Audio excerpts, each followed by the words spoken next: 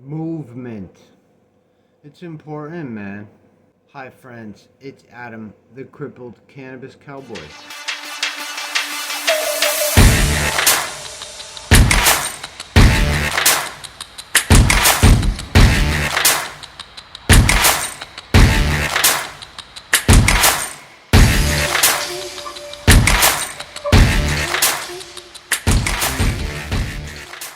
You check out my channel yet?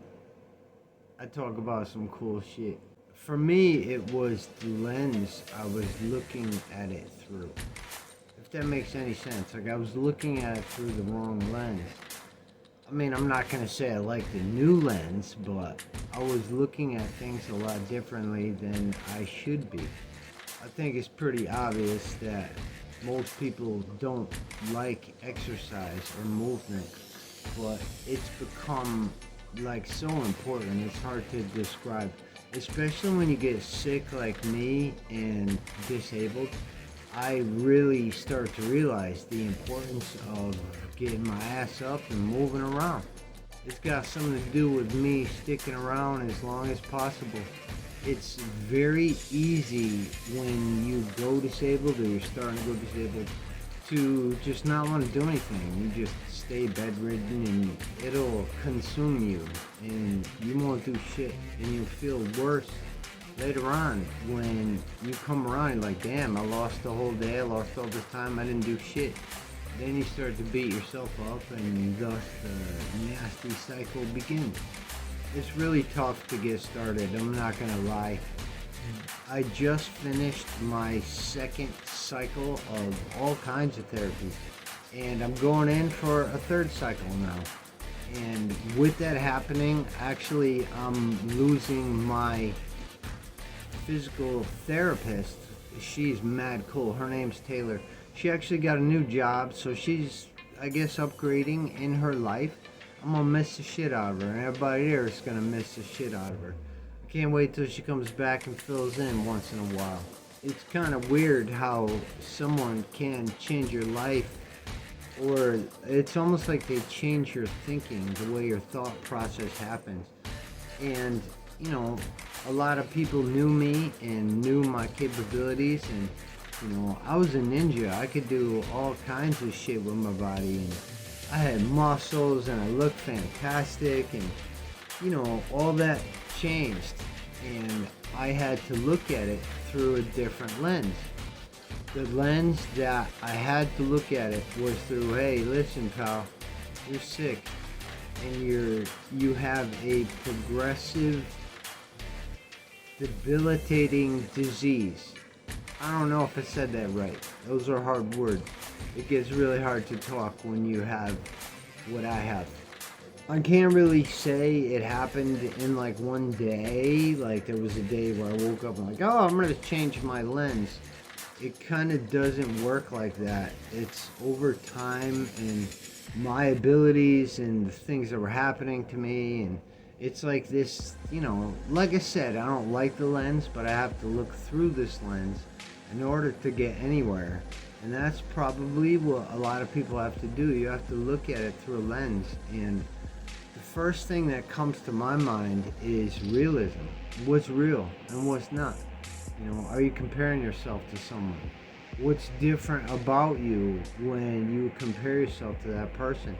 It'll probably point out a lot of why you can't do this or you can't do that. And, you know, it's never good to compare yourself. But what I noticed when I compared myself to others, it always showed me new stuff. It always showed me like new moves in martial arts, particularly grappling.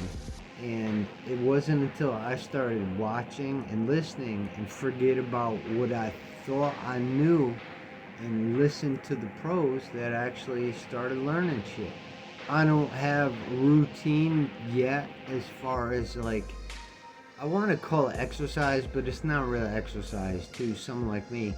You know, I was a crazy coach, so an exercise routine would last, man, it would last like at least an hour because my classes were an hour. But now, I mean, I can do a fraction of what my abilities once were. So I gotta work with it. It's gonna take some time. Right now, I'm exploring movements that are safe and unsafe and things I could do by myself versus with a partner. And I'm trying to piece together some things that I could do on my own. Maybe recruit somebody in the future where I can like have somebody come over and exercise with me. It's kind of crazy. You start thinking all kinds of different angles. So if you're disabled like me and you want to jump on board, honestly, there's no easy way, man. You just gotta get your ass out of bed and start fucking moving. And the easiest way, I did just that. I just sat on the floor, started moving. And my PT, I guess, started for myself. I pointed something out to myself a while ago. I couldn't even do a fucking squat, man. Forget plank and all these things I used to do crazy time limits on. And I started with just a regular chair. The chair is actually over there. I started in this very room. And it was 10, just 10 stand-ups and sit in a chair. Stand up and sit in a chair. And actually, because of this girl, Taylor, that I was talking about, she's a physical therapist. She had said something that, it helped me dramatically with this PPMS thing. And it was put your shoulders over your toes. It's weird what leaves your mind and what your body doesn't do. When you have multiple sclerosis, you would think your body's doing something that would be needed, but it actually does not respond. So there's some good starts for you. Start with simple squats in a chair. And I started with 10 of them. No bullshit. It was 10. Now I don't know how many I could do in a row, but I can do 3 exercises that have 3 sets of these chair squats in them. So I'm definitely getting stronger. And if it wasn't for all my therapies, I wouldn't be getting stronger. And I would be a goner a lot quicker than anybody would even realize. Thanks for checking out my video on movement and PT or home PT or something like that. There's a lot of things you can do. Just sit there and freaking move around. It's a little weird, hell yeah, but you're gonna feel better after it's over. You really feel better. First of all, there's a small accomplishment that your whole being, your mind and heart just made because you moved around. I just sat there, stuck my legs out, roll around, act like a kid again. It's like, it makes you feel good, man.